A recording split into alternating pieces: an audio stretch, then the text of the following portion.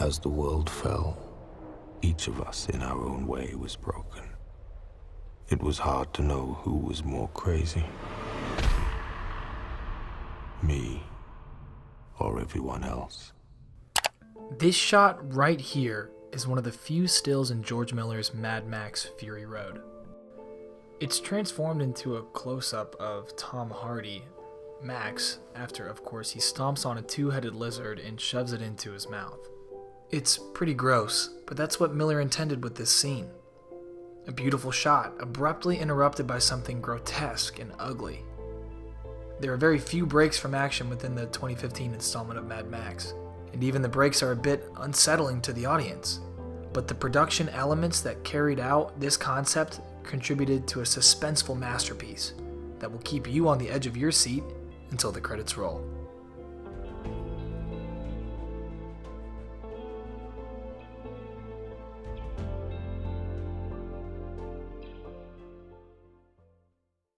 Most mainstream films will give you long stretches of story-building dialogue and short spikes of action to keep you entertained. George Miller, on the other hand, takes a completely different approach. So different that, in fact, his protagonist only has 30 sentences of dialogue throughout the whole film, 4 of which are Yeah. No. Huh? and Miller's backwards plan of more action and less breaks from action creates a feeling within the viewer. A feeling of uneasiness. Now, this theme of uneasiness is carried forward by every aspect of the film. Through the action-packed scenes and the slower moments too. You're on the edge of your seat when Max's head is about to meet the ground while moving at around 80 miles an hour. And while you may not be leaning forward during the breaks from action in the movie, you're definitely not at ease when viewing the post-apocalyptic characters in the slower scenes. Even our hero, Max, can never truly relax as he's haunted by the ghosts of those he couldn't save.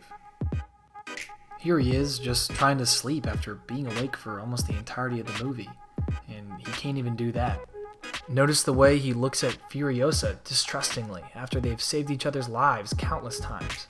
This is a man who simply cannot afford to relax. Is this a coincidence? No. Miller preys on the human brain and its empathetic tendencies. We put ourselves into Max's shoes and very quickly realize that his mental state is no way to live. Bravo, George. You got us. Now, it was essentially a given that the action shots in Mad Max are masterfully done, but if you haven't seen the film yet, I'll give you a little teaser of the best action scene in the movie and a breakdown of why it's so great. The first thing I want to address are the angles used to shoot some of these scenes. They're very low and they have a lot of movement that follows action. Miller's putting you in this movie by doing this. You're in a car, pursuing the war rig. You're in the passenger seat with Max or Furiosa. Even when the shot isn't a potential point of view of a character, he's still using it to show you something. Like Max's close-up reaction to the first shot fired after some brief silence in his life. Or the Keeper of the Seeds coming to terms with the fact that her life is fading very quickly. Here, watch this. Are you okay? I think she's hurt.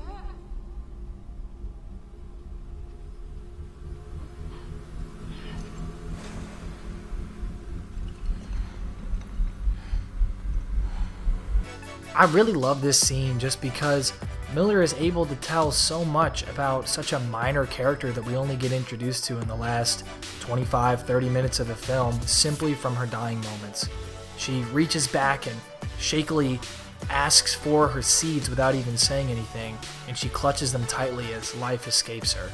Miller portrays death as this defining moment in our lives where we figure out what's most important to us.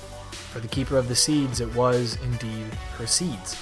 But I've gone and gotten off topic, so let's just get back to the action. Paulie, cue the music. Alright, what do we got here? We got grappling hooks just whizzing by people's heads. People are getting shot in the face, and now cars are turning sideways, and Max is hanging on for his life. This car is completely sideways. It's exploded now, and then the back of the war rig gets ripped off. It's just so crazy and awesome. Whew. Okay. I really don't think you can appreciate it the first time you watch it too, simply because there's just so much going on that Miller just packs in with all these really short, choppy shots to create just an absolute chaotic mess of masterful action footage. Now, next, I want to talk about the fact that Max is not on the war rig for an absurd amount of time. From the moment he falls off here and is caught by Furiosa, he runs through a series of lucky and or super badass events, like taking control of the vehicle he was placed upon against his will, getting bad guys to kill each other, blowing up said vehicle and jumping off just as the flames lick his heels. He then finally gets back to some relative safety, only to be snatched off by some guy on a reverse playground swing. That's just a taste of how non-stop this almost 17-minute action scene is, which really sums up the movie as a whole.